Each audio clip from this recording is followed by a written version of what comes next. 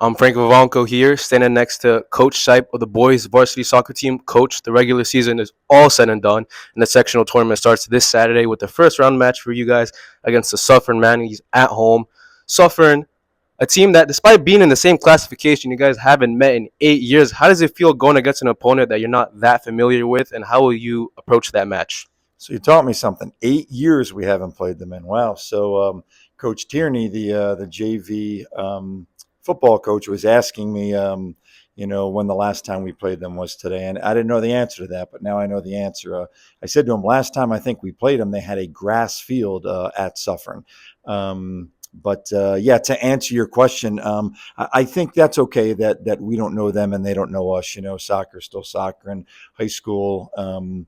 Soccer is pretty consistent throughout the section. We've got some common opponents, that we've looked at. We've got some game film that we looked at on Suffern.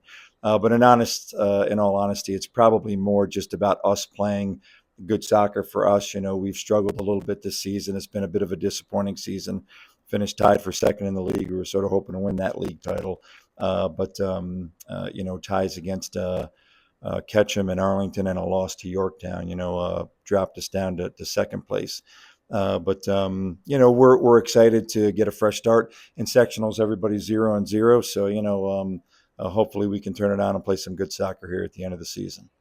So obviously the sectional tournament, knockout rounds, the big players show up in the big games. Are there any players on the team that you like to highlight that you believe can make a big impact in the sectional tournament this year? So I think Carson Durkin has had a great season for us as our goalkeeper. He's made some really big saves. Mason Amron has also, I think, had a great season for us. Mason was our rock in the back, and then we were having trouble scoring. So we moved him up a little bit, and he had 3 goals and 3 assists, I think, against Brewster. He was involved in our first 6 goals, so I thought he's had a great season too. But really all the guys, even the guys on the bench, we've had some guys that haven't gotten a lot of time at the beginning of the season. They're getting more time now. So I think, everybody's contributing, and we just hope that we can put it together for a little bit of a run in the sectional tournament.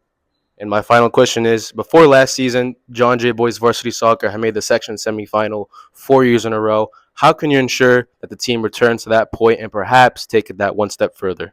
Boy, fingers crossed. I'd love, to get into the semifinals.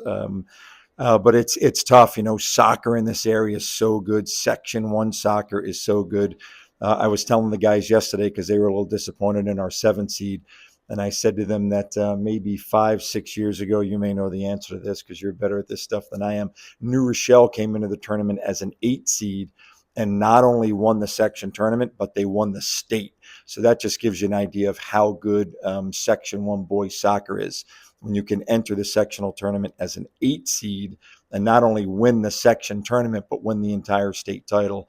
How can I ensure that it happens? I can't. I wish I could.